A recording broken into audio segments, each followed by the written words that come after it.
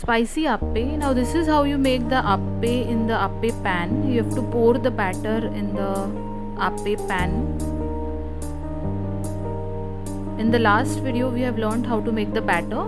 The same batter I have used, and let it dry it from the upper side.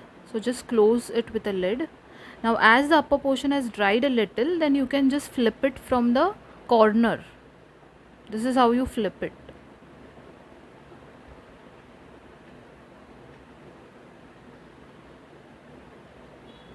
And you have to cook a little from the other side also for about a minute or 2 minutes.